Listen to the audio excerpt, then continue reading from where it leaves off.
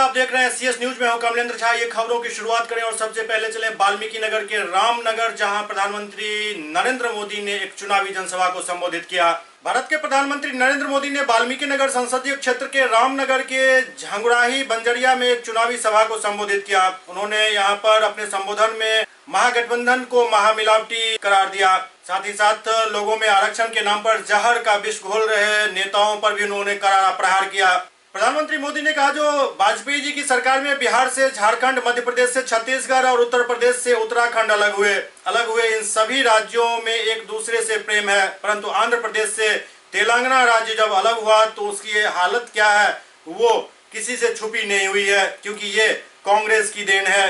प्रधानमंत्री की सभा में भीड़ को देखकर प्रधानमंत्री काफी गदगद नजर आ रहे थे। भारत के दहशत के रूप में विख्यात हमारे लोकप्रिय प्रधानमंत्री जी का आगमन हुआ है। जोरदार ताली बजा करके अभिनंदन करिए मित्रों, स्वागत करिए। भारत माता की। महर्षि वाल्मीकि महात्मा गांधी के ई कर्म भूमि के हम प्रणाम करतानी पवित्र सदानिरा गंडक नदी के ई पावन धरती पर रउआ सबके अभिनंदन करत बानी। चंपारण में अनेक बार मुझे आने का अवसर मिला है। हर बार आपने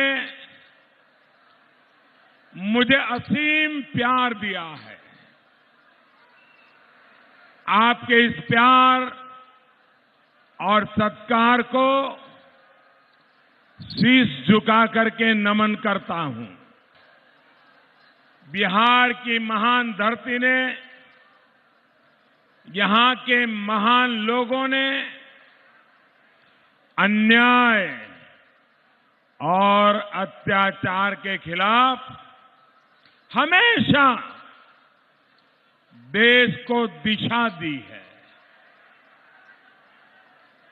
भारत की चेतना को नई ऊर्जा दी है, शक्ति दी है।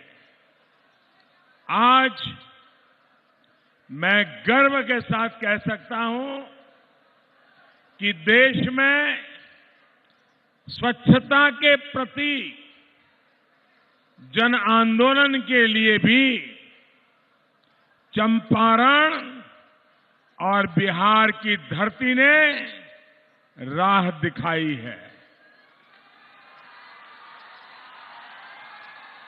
साथियों, आज पूरे देश में स्वच्छाग्रह जीवन का हिस्सा बन गया है। बहन बेटियों के सम्मान की गारंटी बन गया है। मुझे खुशी होती है जब पद्मश्री भागीरथी देवी जी जैसी बहनें नए भारत को प्रेरणादायक नेतृत्व देने का काम कर रही है। कांग्रेस, आरजेडी और उनके साथियों द्वारा कैसे इस धरती के साथ विश्वासघात किया गया, यहां के नौजवानों के साथ कैसे धोखा किया गया, बिहार के सपनों को कैसे तोड़ा गया, आप सब इसके भी गवाह हैं। लेकिन बिहार के लोगों ने इन महामिलावटी लोगों की ताकत बढ़ने नहीं दी। इनके इरादों के सामने बिहार के लोग खुद चट्टान बनकर के खड़े हो गए हैं। साथियों, देश में 4 चरणों के मतदान के बाद सारे महामिलावटी दलों के झूठे दावों की पोल खुल गई है और भ्रष्टाचार की काली कमाई से इन लोगों में जो अहंकार पैदा हुआ है उसे बिहार के लोगों ने ठीक करने की ठान ली है। इसलिए ये हारे हुए लोग अब इससे बाहर निकलने का रास्ता तलाश रहे हैं। इन लोगों ने पहले सिर्फ मोदी को गाली दी, दिन रात सारी गालियां मोदी पर पड़ती थी और ये महामिलावटी सुबह डिक्शनरी लेकर के बैठ जाते थे और रोज नई नई खाली खोजते थे, नई गाली बनाते थे और एक ही काम, सुबह शाम मोदी के नाम, रोज नई गाली। ऐसा होता था कि नहीं? उनकी जो बंदूक है ना, इसकी नोक ऐसे बदली है। उसके बाद उन्होंने आधी गाली मोदी को दी और आधी गाली ईवीएम को दी। अब वो सुबह शाम थोड़ी गाली मोदी को देते हैं, थोड़ी गाली ईवीएम को देते हैं। लेकिन पिछले 3 दिन से इनकी हालत इतनी खराब हो गई है, इतनी खराब हो गई है कि अब संतुलन गंवा चुके हैं। तो पहले मोदी को गाली दी, फिर आधा हिस्सा ईवीएम की तरफ गया और अब चुनाव आयोग को गाली देना शुरू कर दिया है। ये है कुछ नहीं, उनकी हार का रेडीमेड बहाना। ये बहाना ढूंढ रहे हैं। जब कोई विद्यार्थी परीक्षा के लिए जाता है और पेपर खराब निकलता है, जवाब खराब देता है, तो स्कूल से घर आते समय रास्ते में सोचता है कि मम्मी पापा को क्या बताऊंगा, तो आके कहता है बेंच ठीक नहीं थी, आवाज आती थी, पेन खराब हो गई थी, टीचर बार बार मुझे परेशान करते थे, मेरे बगल में जो बैठा था वो चोरी करता था और शाम मुझे डांटते थे, इसलिए पेपर ठीक नहीं गया।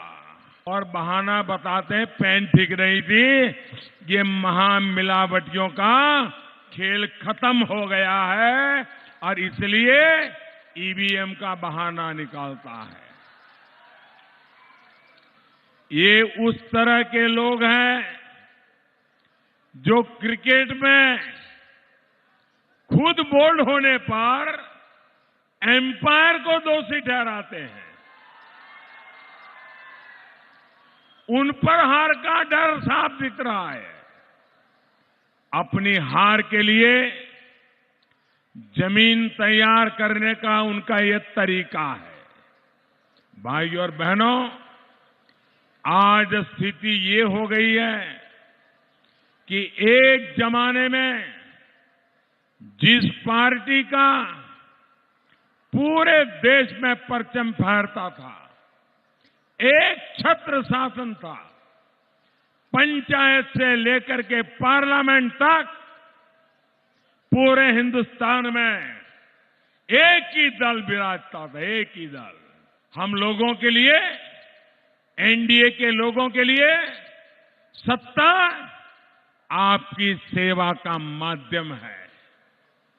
हमारी सरकार किसानों, व्यापारियों, कर्मचारियों, मजदूरों, हर वर्ग के लिए व्यापक काम कर रही है।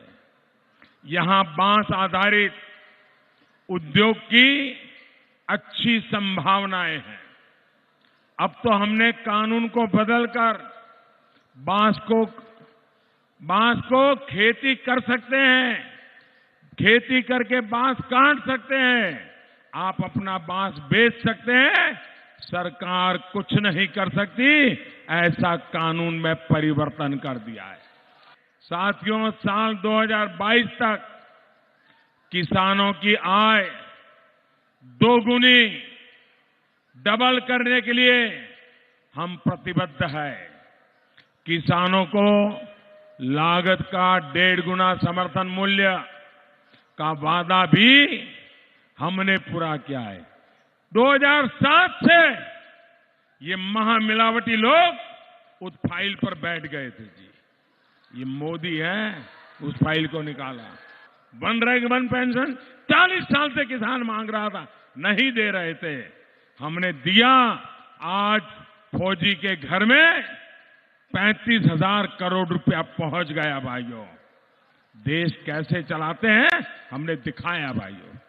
अब हमने तय किया है कि 23 मई को, इस समय तो सारे चुनाव के नतीजे आ गए होंगे, 23 मई को चुनाव का परिणाम आ गया होगा। फिर एक बार जब मोदी सरकार आएगी,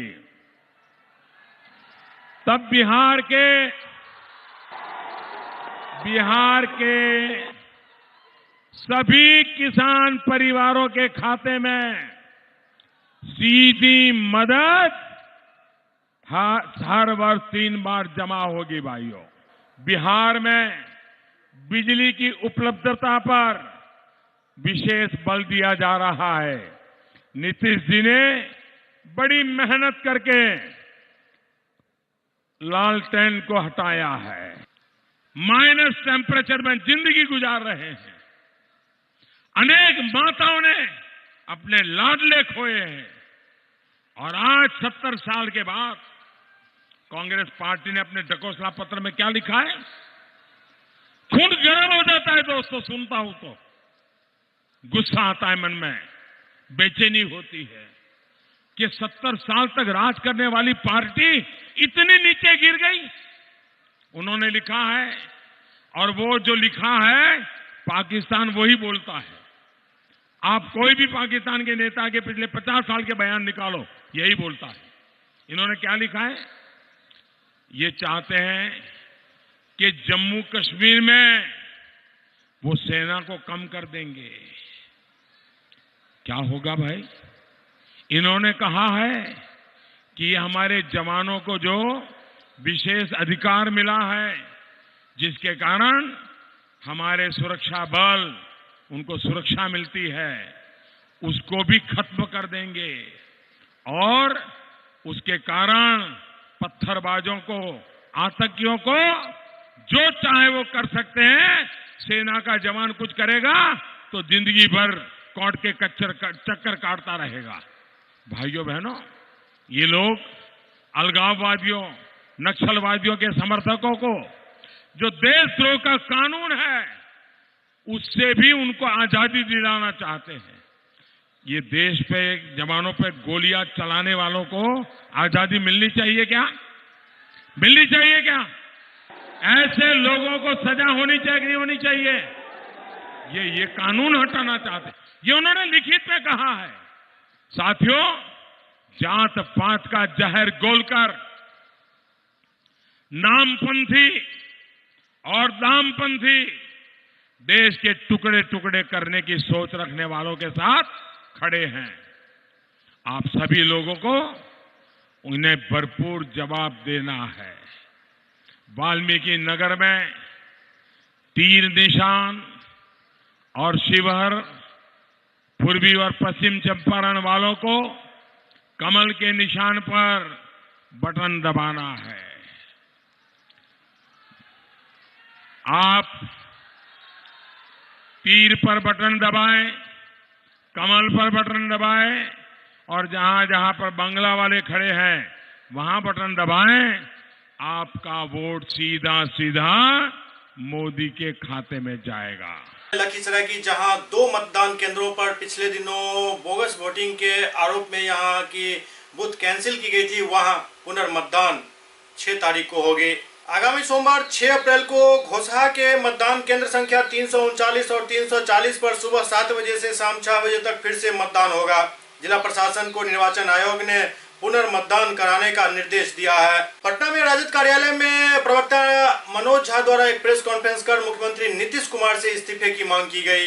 राजधानी पटना के राजद कार्यालय में प्रेस वार्ता का आयोजन किया गया। इस प्रेस वार्ता के आयोजन में मनोज झा ने जदयू राष्ट्रीय अध्यक्ष और बिहार के मुख्यमंत्री पर निशाना साधते हुए कहा कि मुजफ्फरपुर शेल्टर होम के मामले का क्या हुआ, क्यों बिहार के मुखिया शांत हैं।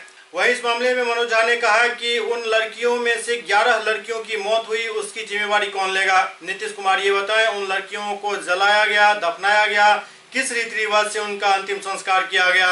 मुख्यमंत्री नीतीश कुमार को तुरंत इस्तीफा दे देना चाहिए। बातें चल रही है, उसको एक एक करके रखा। अब मैं क्रमवार आपको बताता हूँ। कल तस्दीक हुई कि विजिटर्स आते थे, आउटसाइडर्स आते थे। सेंट्रल ब्यूरो ऑफ इन्वेस्टिगेशन ने कहा क्यों इसकी जांच अब तक नहीं हुई है।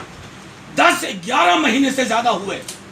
कौन है वो मूछ वाले अंकल, कौन है वो तोंद वाले अंकल। राज्य के मुखिया को पता है तोंद किसकी है, मूछ किसकी है। वो मूछ को भी छुपा रहे हैं, तोंद को भी छुपा रहे हैं। और उनको उन बच्चियों की पीड़ा समझ में नहीं आ रही है जिन्होंने ब्रजेश ठाकुर जैसे दरिंदे के हाथ कि तुमने एक ऐसी चालबाजी की है जिसके माध्यम से उन बच्चियों को न्याय मिलने के रास्ते में तुम सबसे बड़े बाधक हो। कोने में सिर्फ वो है सीबीआई डायरेक्टर नहीं बैठा, कोने में बिहार की सरकार बैठी हुई थी, कोने में राज्य के मुखिया बैठे हुए थे, कोने में राज्य के उप मुखिया बैठे हुए थे जो कहते थे कुछ हुआ ही नहीं। मंजू वर्मा जी का कोई भूमिका नहीं है। ताल ठोक के कहते थे ना, सुशील कुमार मोदी जी सृजन ख्याति के व्यक्ति, मंजू वर्मा जी का फिर इस्तीफा हुआ। और मैं तो अभी भी कहता हूं, मंजू वर्मा हो या ब्रजेश ठाकुर हो, इनके पीछे बड़ी ताकतें हैं, तोंद वालों की और मूछ वालों की।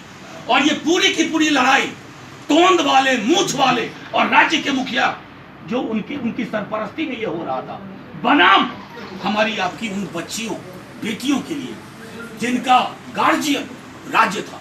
अगर राज्य के मुखिया को शर्म नहीं आ रही है तो मुझे दुख इस बात का है कि कल जो पिटिशनर्स ने कहा 11 महीने क्यों लगे, सोशल वेलफेयर डिपार्टमेंट की फाइल कहां चली गई। तुम तो टिस की रिपोर्ट को भी नकारते थे, अब रिपोर्ट स्वीकारी, फाइल नहीं मिल रही है, फाइल मिसिंग है। फाइल नहीं मिसिंग है नीतीश जी, आपकी अंतरात्मा मिसिंग है। आपकी चुप्पी साबित कर रही है कि ब्रजेश ठाकुर के बहाने आप एक गिरोह को बचा रहे हो, जिन गिरोह ने हमारी बच्चियों के साथ बलात्कार किया। कि केयर और कस्टोडियन कौन थे, सरकार थी। और मैं तो माननीय राज्यपाल जी से कहूंगा कि 11 बच्चियों के मर जाने की खबर को, दुनिया में ना होने की खबर जिसकी तस्दीक सेंट्रल ब्यूरो ऑफ इन्वेस्टिगेशन करती है, उसके बाद किसी भी राज्य के मुखिया वो अपने पद पे बने रहने का, सच्चा है अच्छा है कहने का कोई हक नहीं है। माननीय राज्यपाल महोदय, आप संविधान के संरक्षक हैं, आज संविधान की रक्षा का प्रश्न है। वो 11 बच्चियां सरकार के केयर में थी, सरकार की कस्टडी में थी। आखिर क्रमवार आप देखें कितनी लिपापोती की कोशिश हुई। राज्य के पुलिस के मुखिया ने कहा अरे ऐसा कोई मामला नहीं है, हम इसकी जांच कर लेंगे। नेता प्रतिपक्ष मुजफ्फरपुर गए, फिर उनके कान पे जू रहेंगी, दबाव हुआ, मामला सेंट्रल ब्यूरो ऑफ इन्वेस्टिगेशन को गया। लेकिन सेंट्रल ब्यूरो ऑफ इन्वेस्टिगेशन आजकल मोदी जी और अमित शाह जी के इशारे पर चलता है।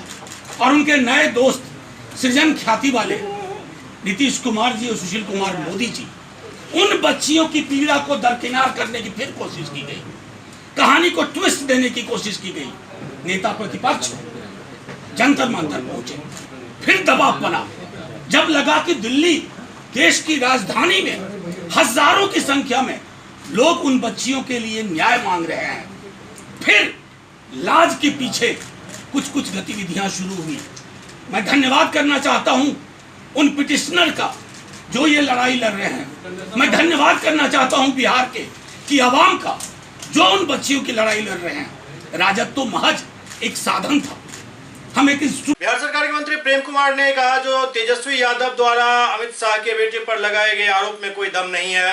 बिहार के मंत्री प्रेम कुमार ने कहा जो अमित शाह के बेटे पर तेजस्वी यादव के आरोपों में कोई दम नहीं है, ये सारे आरोप बेबुनियाद लगाए जा रहे हैं। चुनाव को लेकर ये बयानबाजी हो रही है। राजन तिवारी के बीजेपी में शामिल होने पर कहा कि कोई भी शामिल हो सकता है। बेबुनियाद आरोप है, उनके आरोपों में कोई दम नहीं लग रहा है।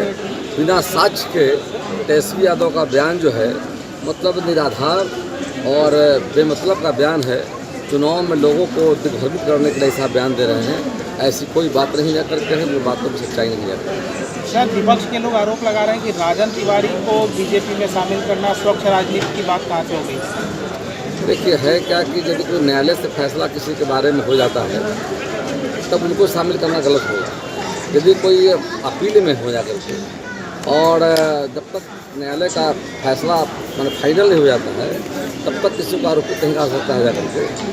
और लोकतंत्र में सबको किसी भी जगह आने की छूट जा करके है और मैं समझता हूँ न्यायालय का फैसला जो दिया जाता है उसके खिलाफ है। तो बिहार से क्यों नहीं शामिल कराया गया सर? यूपी से शामिल कराया गया क्या? बिहार से शामिल ना करा के यूपी से शामिल कराया अरे गया? पूरा देश अपना है, देश किसी से कोई जा सकता है, पार्टी में शामिल हो सकता है। कहीं जाकर लोकतंत्र में तो सुविधा ही नहीं संविधान में, हम कहीं भी जाकर नागरिक बन सकते हैं, कहीं भी अपनी बातों को रख सकते हैं, कहीं चुनाव लड़ सकते हैं। तो भारत के लोकतंत्र की खूबसूरती है, दुनिया में पहला भारत देश है जहाँ सारी सुविधाएं लोकतंत्र में आम लोगों की डाल दी गई है। वहीं दूसरी तरफ कांग्रेस प्रवक्ता प्रेमचंद मिश्रा ने अमित शाह के बेटे के मामले पर और राजन तिवारी के बीजेपी में शामिल होने को लेकर सवाल उठाया। कांग्रेस नेता प्रेमचंद मिश्रा ने अमित शाह और नरेंद्र मोदी पर निशाना साधते हुए कहा जो राफेल डील में क्या गड़बड़ी हुई मोदी जी बताएं, अमित शाह बताएं। अमित शाह के बेटे की संपत्ति रातों रात क्यों बढ़ गई, इस बारे में अमित शाह बताएं। 5 साल में आपने जो वायदे किए थे उसका क्या हुआ। राजन तिवारी के बीजेपी में शामिल होने पर भी प्रेमचंद मिश्रा ने सवाल खड़े किए। क्या है कि राहुल गांधी एक जो कंपनी है मिडास नाम की कंपनी, मिडास टच, जिसमें 65% शेयर है।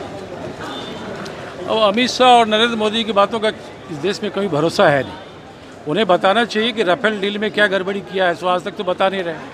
अमित शाह जी के बेटे की कंपनी रातों रात इतनी कैसे आगे बढ़ गई वो तो आज तक बताया नहीं है। तो मैं समझता हूँ जो भ्रष्टाचार के आरोप मोदी सरकार पर लगते रहे हैं उस संबंध में आज तक आपने देश की जनता को बताया नहीं। अब चुनाव में 10 दिन बचे रहे तो आप आधारहीन बातें सामने ला रहे हैं। इन बातों का क्या महत्व है? इनको बताना चाहिए 5 साल में आपने देश की जनता से किए हुए वादे में कौन से वादे आपने पूरे किए वो बताना चाहिए, वो तो आप बता नहीं रहे। सर राजन तिवारी को बीजेपी में शामिल किया गया है और यहाँ स्वच्छ राजनीति की बात करती है बीजेपी। राजन तिवारी को बीजेपी में शामिल किया गया है। एक तरफ जहां बीजेपी स्वच्छ राजनीति की बात करती है वहां यूपी से। अब यही तो कथनी और करनी में फ़र्क है बीजेपी में और जदयू में। हमने कहीं पर कोई कैंडिडेट किसी को खड़ा किया, किसी परिवार के आदमी को, तो हमारे ऊपर 10 तरह के आरोप लगते हैं। लेकिन जब उन्होंने अपने यहाँ शामिल किया तब क्या हुआ उन्हें बताना चाहिए। राजन तिवारी जी राजद में थे तो उनकी आलोचना ये लोग करते थे, कांग्रेस में भी आना चाह रहे थे तो आलोचना होने लगी और आज बीजेपी में शामिल कर लिया। ये जवाब तो बीजेपी के नेताओं को देना पड़ेगा। ये कथनी करने में फ़र्क नहीं चलेगा। शत्रुघ्न सिन्हा ने कहा था कि उनकी बेटी प्रचार में नहीं शामिल होगी, लेकिन यूपी में वहीं वो नजर आ रही है प्रचार में। अब इसका जवाब तो शत्रुघ्न सिन्हा ही देंगे। मैं समझता हूँ शत्रुघ्न सिन्हा जी अपने परिवार के सदस्यों के किसी कैंपेन में भाग लेने नहीं लेने के लिए सक्षम व्यक्ति हैं जवाब देने के लिए, और ये पारिवारिक नितांत व्यक्तिगत मामला है, इस पर कोई राजनीतिक टीका टिप्पणी नहीं होनी चाहिए। बक्सर से निर्दलीय प्रत्याशी रामचंद्र यादव ने अश्विनी चौबे और जगदानंद सिंह पर मनुवादी होने का आरोप लगाया। बक्सर के स्थानीय कार्यालय में निर्दलीय प्रत्याशी रामचंद्र यादव ने एक प्रेस कॉन्फ्रेंस आयोजित कर अश्विनी चौबे और जगदानंद सिंह से बक्सर की जनता को पूरी तरह सतर्क रहने को कहा है। उन्होंने कहा जो बक्सर की जनता इनसे ऊब चुकी है। मैं बक्सर के जनता के बुलाने पर बक्सर से चुनाव लड़ रहा हूं क्योंकि ये दोनों नेता सिर्फ और सिर्फ बक्सर को ठगने का काम कर रहे हैं। इसके साथ ही उन्होंने अपने बयान में यह भी कहा कि अश्विनी चौबे मनुवाद और जगदानंद सिंह सामंतवाद के पोषक रहे हैं कि एक तरफ मनुवाद के धोतक मान्य चौबे जी को हटाना है और सामंतवाद के पोषक जनता को हटाना है और भाई मित्र और पुत्र के रूप में एक सेवक रूपी रामचंद्र को लाना है। इस नारे के तहत हमारे साथियों ने कहा कि आपको आना है। मैं आया हूं सेवा समर्पण त्याग के भाव लेकर के। और साथियों कई तरह से यह धरती ठगी गई है। क्या कारण है आखिर, क्या कारण है? बक्सर बक्सर बक्सर हिंदुस्तान जानता है, इतिहास में नाम लिखित है। और जिस बक्सर के पास एक छोटा सा स्टेडियम है, वो बक्सर जिस बक्सर के पास जो बक्सर यार जो है मतलब कि चारों तरफ से गंगा के चारों तरफ से घिरा हुआ क्षेत्र है, 23 तरफ से घिरा हुआ क्षेत्र, लोग मतलब कि यहाँ का इतिहास है, अपना कई एक नहर यहाँ से गुजरती है, हेड पर पानी होता है और टेल में जो है धूल होता है। मलाई बांध का क्या हुआ? कई तरह की परिस्थितियां से आज तक सिंचाई का परियोजना, कई एक नेता यहाँ हुए जो बिजुरिया बाबा के प्रख्यात नाम के से प्रख्यात थे, यहाँ का ट्रांसफार्मर और पोल उठाकर रामगढ़ में, करमचल का ट्रांसफार्मर पोल चोरी करके मेरे भगुआ का भी रामगढ़, क्या भाई रामगढ़ आपको रामगढ़ बिहार का, मैं रामगढ़ के साथ हूँ, रामगढ़ मेरा जन्मभूमि, मेरी कर्म भूमि है, मगर आप बिहार के लिए, बक्सर के लिए क्षेत्र और कई एक नेता और एक नेता यहाँ पर जो वर्तमान में है, ये नेता कहां तो दिल्ली में बोलता है कि बिहारियों की वजह से दिल्ली जाओ, दिल्ली का हॉस्पिटल जाओ, यानी दोनों से यह धरती उब चुकी है। सहरसा से लापता खोखिया को तलाशने में बिहार पुलिस नाकाम साबित हो रही है। सहरसा जिला के बेहरा थाना क्षेत्र के बिशनपुर निवासी पहाड़ी यादव की पुत्री खोखिया कुमारी को जिंदा या मुर्दा खोजने में बिहार पुलिस विफल साबित हो रही है। वह मृतक रामू यादव की कथित प्रेमिका थी। इस घटना को लगभग पखवाड़ा होने को चला है, लेकिन पुलिस के हाथ अभी तक बिल्कुल खाली हैं। जिस लड़की की वजह से रामू यादव की हत्या उसके भाई मुकेश यादव ने गोली मारकर की, आखिर वह लड़की कहां गई, इस सवाल पर लोग अभी भी जवाब ही खोज रहे हैं।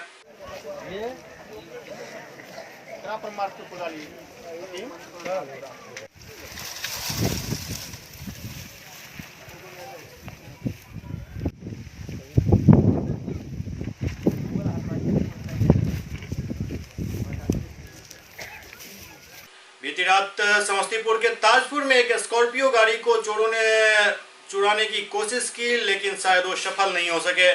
समस्तीपुर जिला के ताजपुर स्थित अमीरगंज वार्ड नंबर 9 में चोरी करते चोर का वीडियो सीसीटीवी में कैद हो गया। चोर काफी प्रयास करने के बाद भी गाड़ी नहीं चुरा सके, क्योंकि गाड़ी चालू ही नहीं हुआ और चोर वहां से भाग निकले। लेकिन वहां लगे सीसीटीवी कैमरे में सब कुछ कैद हो गया। पीड़ित ने नगर थाना में लिखित शिकायत दी, पर कोई कानूनी कार्रवाई नहीं हो रही है, जिससे लोगों में गुस्सा है। पटना पुलिस ने विक्रम में एक डकैती के मामले का उद्भेदन किया है। पटना पुलिस द्वारा विक्रम थाना क्षेत्र में घटित ट्रैक्टर डकैती की घटना का उद्भेदन करते हुए गिरोह का सरगना समेत 3 अपराधी कर्मियों को आग्नेयास्त्र और लूटी गई दोनों ट्रैक्टर के साथ गिरफ्तार कर लिया गया। एसएसपी गरिमा मलिक ने आज प्रेस कॉन्फ्रेंस कर इस मामले में पूरी जानकारी दी। उन्होंने बताया 2 मई की रात्रि विक्रम थाना के गश्ती दल को विक्रम बाईपास से एक व्यक्ति सड़क किनारे रस्सी से हाथ पैर और मुंह बंधे हुए स्थिति में मिला। पुलिस बल द्वारा उस व्यक्ति को मुंह और हाथ पैर खोलने पर बताया गया कि वह ट्रैक्टर का चालक है और 5-6 अज्ञात अपराधियों द्वारा कार से पीछा कर आग्नेयास्त्र का भय दिखाकर उसका ट्रैक्टर लूट लिया गया तथा दोनों हाथ पैर और मुंह बांधकर यहां फेंक दिया गया। इसी दौरान करीब 30 मिनट बाद पुलिस को फिर सूचना मिली कि वहां से कुछ किलोमीटर की दूरी पर इसी तरह अपराधियों द्वारा एक अन्य ट्रैक्टर की लूट की घटना की गई है। इस संदर्भ में चालक भीम कुमार के बयान को आधार बनाकर विक्रम थाना ने मामला दर्ज किया और जांच शुरू की, जिसके बाद सघन चेकिंग के दौरान अपराधियों की धरपकड़ संभव हो सकी। विक्रम थाना अंतर्गत एक ट्रैक्टर की लूट की घटना जो है प्रकाश में आई। थाना को इन्फॉर्मेशन मिली कि एक ट्रैक्टर की लूट हुई है और उस पे जो है एसडीपीओ पालीगंज के नेतृत्व में आगे थाने जो है वो बढ़ रहे थे उद्भेदन के लिए। तो इतने में एक अन्य जो है उसी थाना विक्रम थाना क्षेत्र में ये सूचना है कि एक और ट्रैक्टर की लूट हो गई है। तो सभी आसपास के बॉर्डरिंग एरिया जो है उनसे कोऑर्डिनेट करते हुए बॉर्डर सीलिंग करवाई गई और पालीगंज एसडीपीओ के नेतृत्व में जो टीम गठित थी इनके द्वारा त्वरित जो है कार्रवाई करते हुए दोनों ट्रैक्टर जो हैं उनको बरामद कर लिया गया काफी कम समय में। और साथ में इस अपराध को कारित करने में लगे हुए 3 अपराध कर्मी, वो जिस गाड़ी को इस्तेमाल किए हैं अपराध को कारित करने में वह गाड़ी, और साथ में 2 हथियार, 2 देशी हथियार, देशी कट्टा और 8 गोलियां जो हैं इनकी बरामदगी हुई है। ये अंतर जिला गैंग है, ये अन्य कई जिलों में जो है कार्यरत है। पटना जिला का भी अन्य थाना जैसे कि जानीपुर, भीटा इत्यादि में पिछले कुछ दिनों में जो केसेस हुए हैं ट्रैक गैंग के, पकड़ने से उनका उद्भेदन हुआ है और भी अन्य भी कांडों का उद्भेदन होने से इस ग्रुप के पकड़ने से इनकार नहीं किया जा सकता। ये वाहन लुटेरा गैंग है या कुछ और भी इसका मॉडल है? वाहन ये जैसे जो गैंग के 2 सदस्य हैं अवधेश और सुबोध, ये पहले भी कई तरह के जो हैं केसेस में जेल गए हुए हैं, जिसमें मोटरसाइकिल चोरी से लेकर के आर्म्स एक्ट से लेकर के लूट, इस तरह के सभी केसेस जो हैं वो शामिल हैं। बेसिकली ये प्रॉपर्टी क्रिमिनल्स हैं जो वाहन चोरी और लूट की तरफ ज्यादा जिनका जो है केंद्रित रहता है।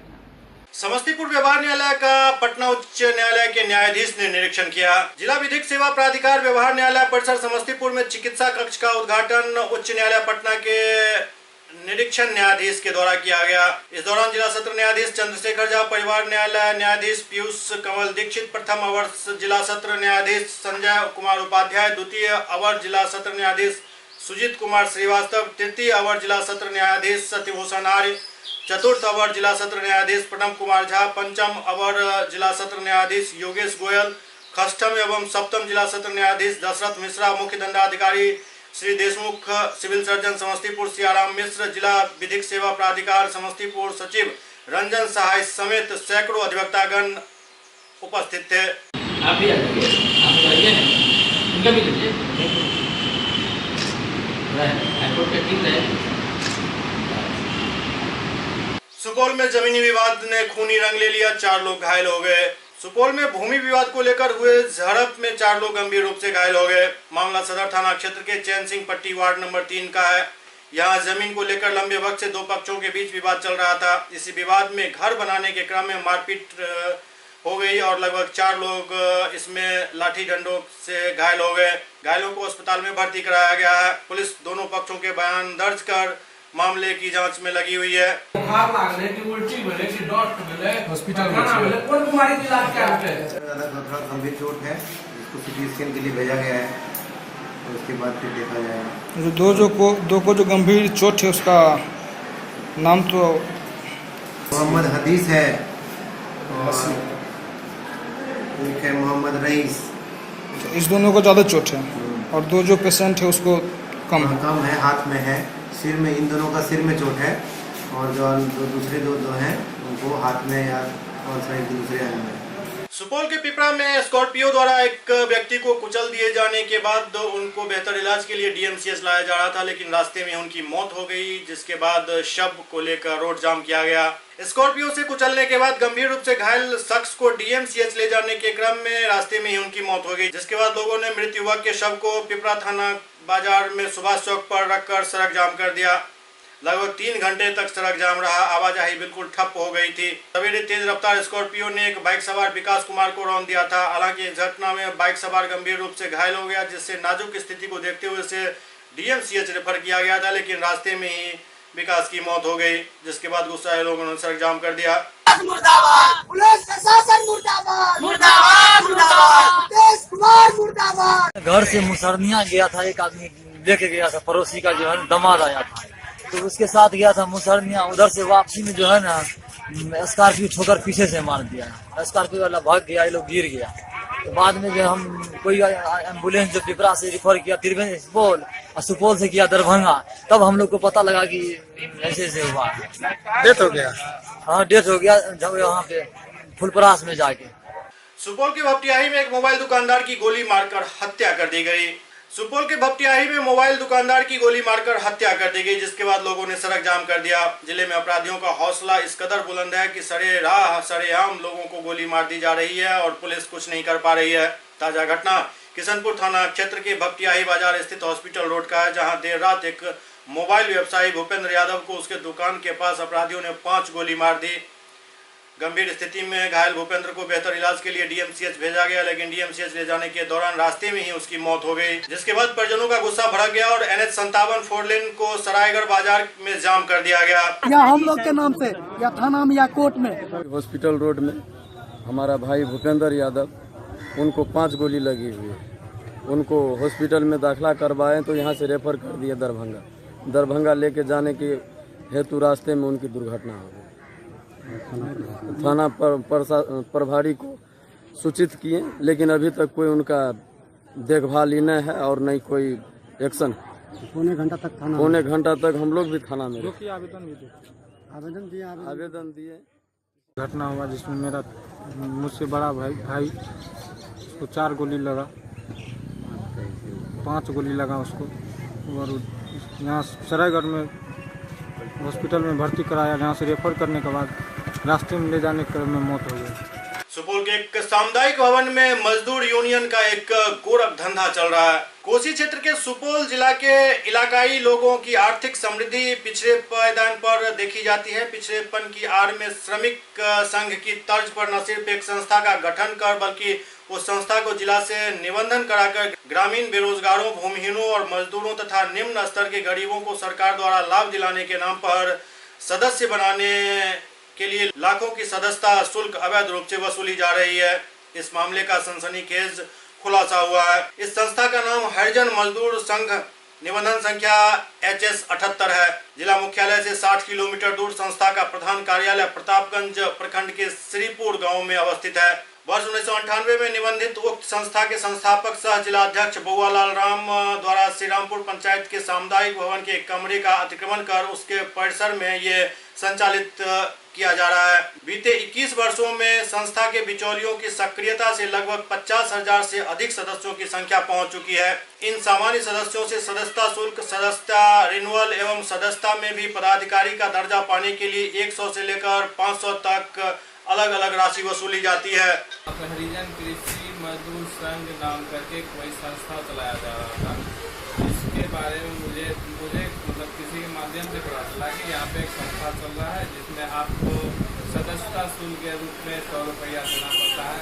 उसके बाद आपको 320 रुपया और दे करके यानी 100 रुपया सदस्यता शुल्क और 220 रुपया का अनुदान के रूप में दे करके आपको अनुदान राशि के रूप में 30 से 40 हज़ार रुपया प्रति वर्ष के रूप में आपको दिया जाएगा। ठीक है। और तो इसमें मुझे कुछ शंका नजर आई। मैंने उनसे पूछा भी जाकर के वहाँ के जो हेड ऑफ थे वो बउआलाल राम नाम करके काफी थे। उनसे मैंने पूछा भी सर ये जो आप हमको अनुदान के रूप में 30 से 40 हज़ार रुपया प्रतिवर्ष जो दे रहे हैं ये सरकार के घर में आप कहाँ से पैसा आपको देगी सरकार, और इसका रिफंड जरूर भी है क्या?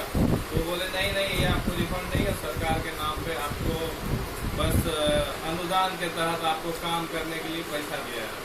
ठीक है। उसके बाद जब मुझे शंका हुई तो मैंने अपने कुछ पत्रकार बंधुओं से संपर्क किया और उसको मैंने इस बात के बारे में जानकारी दी है। तो फिर वहाँ जाने के बाद पता चला उसने जो भी उनसे मांगा डॉक्यूमेंट वगैरह या उसके बारे में जो छानबीन की है वो कुछ नहीं दिखा हुआ है। ठीक है। उसके बाद अब आगे इसका क्या प्रक्रिया आई है? आपने बताया था कि आपने 20,000 रुपया लेके गया था वहाँ। जी उसमें था कि मेरी वाइफ उसमें कुछ बात करके ऐसे कुछ बताया गया था उसको कि आप इसमें काम कीजिएगा तो आपको कुछ बेनिफिट मिलेगा। तो वो 25-30 आदमी का मतलब वही सदस्यता प्लस अनुदान राशि ऐसे करके ठीक 20-25 हज़ार हो या 15,000 हो, मेरे को पता नहीं है। तो उसके लिए जो है वो लेके गए थे, लेकिन जब वहाँ पे मुझे लगा कि नहीं यहाँ पे कुछ धांधली या गड़बड़ी चल रहा है इसलिए मैंने वो पैसा वहाँ पे जमा नहीं कर पाया और वापस ले गया। हमारी संस्था ऐसा है ही नहीं और किसी से हम लोग रुपया लेते हैं। हाँ, स्वेच्छा से जो देते हैं 200, 100, 400, 500 जो स्वेच्छा से संस्था संचालन के लिए अगर मुझे देता है तो वही अभी जो है आर्थिक अभाव के कारण हम लोग ऊपर आगे बढ़ने के लिए संस्था में वही जो खर्च बढ़ चलता है और किसी से ठका नहीं जा रहा है। और हमने स्वेच्छा से वो आवेदन दिया करते हैं हमारे यहाँ, हमने आवेदन लेते हैं जो मैं और मेरे स्वेच्छा से रखा जाए तो मैं वैसे सदस्य को रखते हैं। जो ये सामुदायिक भवन है आप इसमें चला रहे हैं अपना कार्यालय, किसके आदेशानुसार? नहीं, यह पंचायत भवन नहीं सामुदायिक भवन है। जी हम जो हमारा कार्यालय मात्र सप्ताह में 3 दिन रहता है, 3 दिन करते हैं, बाकी हम लोग क्षेत्र में घूमते हैं और मजदूरों को चिन्हित करते हैं। चिन्हित करने के वास्तविक जो गरीब परिवार का मजदूर है वह मजदूर को मैंने चिन्हित करते हैं। कार्यालय हमको यहाँ कोई ऐसा नहीं है कि हम मान लीजिए प्रतिदिन हम कार्यालय नहीं चलाते हैं। जो चलाते हैं कभी तो मैंने यही बरंडा पर बैठ करके जो 2 घंटा या 4 घंटा हमारा कार्यालय चलती है। सामूहिक जीवन जीने में छात्रावास एक महत्वपूर्ण भूमिका अदा करता है। ये बात कह रहे हैं doctor Mushtaq Ahmed, CM college के प्रिंसिपल। छात्रावास में छात्रों के चरित्र का बेहतर निर्माण होता है। यह सामूहिक जीवन जीने का सर्वोत्तम पाठशाला है, जहां छात्रों को जीवन के अनेक व्यावहारिक अनुभव प्राप्त होते हैं। यदि छात्रावास में रहकर भी छात्र संस्कारित एवं सुशिक्षित नहीं हुए तो वे अपने जीवन में बहुत कुछ पाने से वंचित रह जाएंगे। ये बातें सीएम कॉलेज दरभंगा के प्राचार्य डॉक्टर मुश्ताक अहमद ने विद्यापति छात्रावास में आयोजित स्नातक तृतीय खंड 2019 के छात्रों के लिए आयोजित विदाई समारोह के मौके पर कही। लहरियासराय के बेता में सेवा डायग्नोस्टिक सेंटर का आज उद्घाटन डीएमसीएच अधीक्षक डॉक्टर आर प्रसाद ने फीता काटकर किया। लहरियासराय के बेता स्थित हॉस्पिटल रोड में सेवा डायग्नोस्टिक सेंटर का उद्घाटन डीएमसीएच के अधीक्षक डॉक्टर आर प्रसाद ने किया। गामी रेस्ट हाउस के बगल में खुले इस डायग्नोस्टिक सेंटर का उद्घाटन करते हुए डॉक्टर आर प्रसाद ने कहा, जो डायग्नोस्टिक सेंटर की इस जगह काफी आवश्यकता थी। इस तंग गली में लोगों को डायग्नोस्टिक सेंटर खोजने में काफी परेशानी होती थी और मिलता नहीं था। अब जब ये डायग्नोस्टिक सेंटर खुल चुका है तो लोगों को काफी सहूलियत होगी।